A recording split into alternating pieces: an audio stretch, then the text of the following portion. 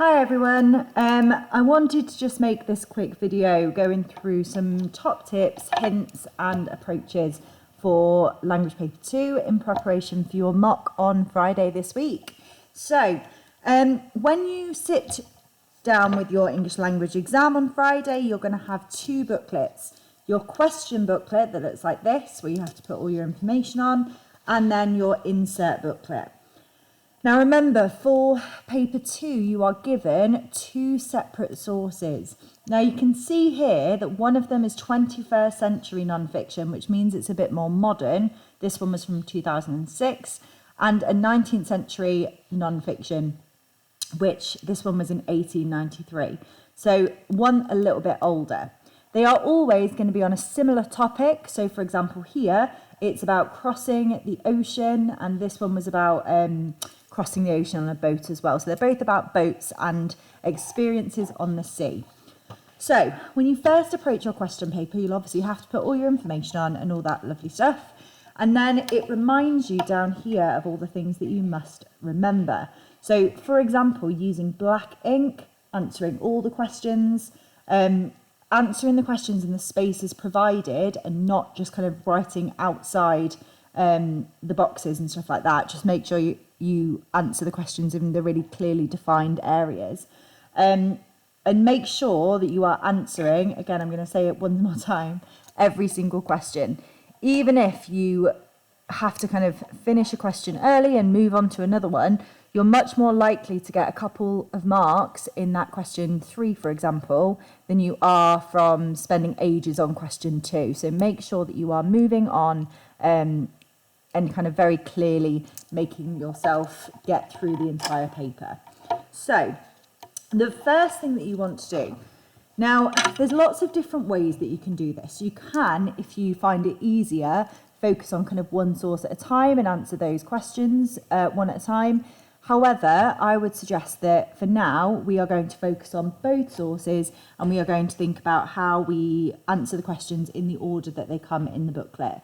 We might change that as a strategy later on, but for now, we're just going to follow the question paper as it moves through the questions. Each of the questions have been created to kind of build upon one another. So, you know, they have been put in order for a reason. So right now, we're going to follow that order. So the first thing that I will do is I will have a look at my source A. Now, usually it's just over a page worth of source. Now, our 5 W's that we've been using for our active reading strategy when we first approach a text is who, what, where, when, and why. So as we read, we are considering these ideas, specifically as we read the blurb.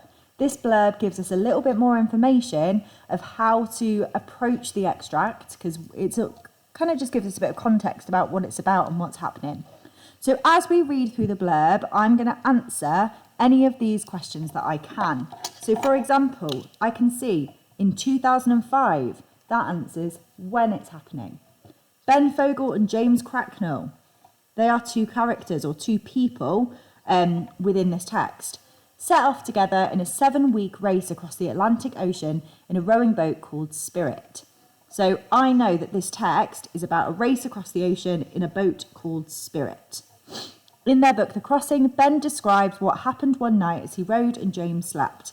Again, that tells me what this text is about, okay? So I know from that brief blurb what this text is all about and what I need to be aware of. Now, as I am reading, the pivotal thing that I do as I am reading is this.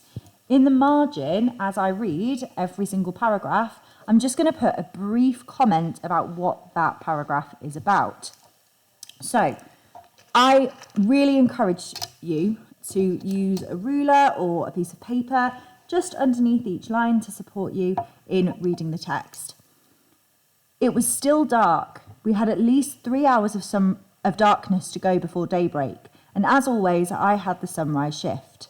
The ocean had continued to build with an ever-increasing wind that was gusting at 40 knots. The swell had grown and conditions were becoming increasingly frenzied. I began to feel vulnerable again. If we can just make it to daybreak, I thought, it will be easier to read the waves and prepare for the breakers. So if I was just to summarise what that paragraph was about, I would literally just write something like, Ben rowing and it's dark. That's all I need to know, okay? At this point in the text, Ben is rowing and it's dark. I don't need to give much more information than that, because when I then come to answer my responses, I can easily look in the margin and try and find where I'm looking for without spending lots of time scanning through and trying to find something. So next to each paragraph or each little chunk of the text, you are going to just write very simply, what is that paragraph focusing on? What is it about? Once you have done that for both sources, so our 5 W's and then the what as you read in the margin, you then will move on to your questions. So, question 1 in our question paper is like this. It gives you lots of instructions. It's very easy to get tripped up on question 1 because they like to give you statements that are a little bit more complex or a little bit more difficult to understand. So you are given a selection of statements here, and you are asked to say whether they are true or false, okay? It says, where's my highlights gone? There it is. Read the first part of source A from lines 1 to 12. The vast majority of the time, this is always on the first part of source A. Select 4 statements which are true. Now, all of these bullet points tell you how to do this, specifically because this is marked by a computer. So you need to make sure that it is very clear which one you have chosen.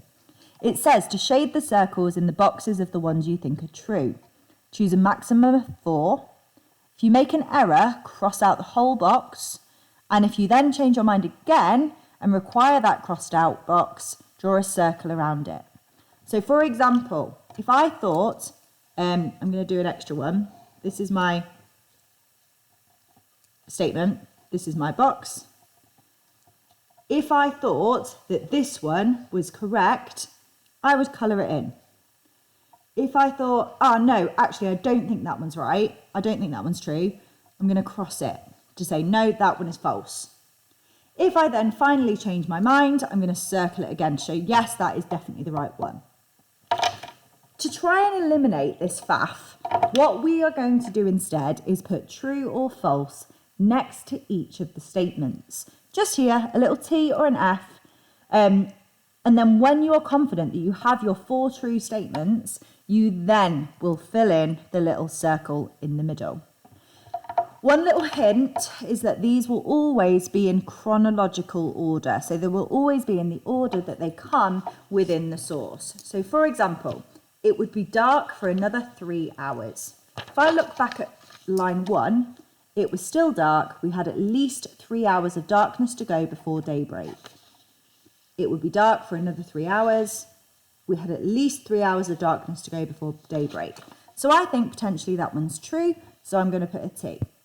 I might be wrong, and I can come back and change that later when I've decided on the other ones. Ben usually rode the sunrise shift. As always, I had the sunrise shift. So yes, I think that one is true. So when I've gone through all of them and I've got 4 that I think are true, I'm going to colour in that little circle in the middle. These ones down here, there was no sign of daybreak. As I said, this is in chronological order, so this is going to be at the end. If we can just make it to daybreak, I thought it will be easier to read the waves and prepare for the breakers. There was no sign of daybreak. Oh, I don't know. We'll have to see if we agree with that one or not. So you'll go through these, you'll decide whether you think it's true, false, you'll put a T and an F next to each of the statements, and when you've decided on your true ones, you will then circle it here, okay? When you're happy with that, please don't spend longer than kind of 5 minutes on this question, okay? This is worth 4 marks, so you want to kind of round it up to about 5 minutes. Obviously, that's an estimate. If you can be quicker on this and still be accurate, that's great. But please don't spend longer than 5 minutes on this question, okay?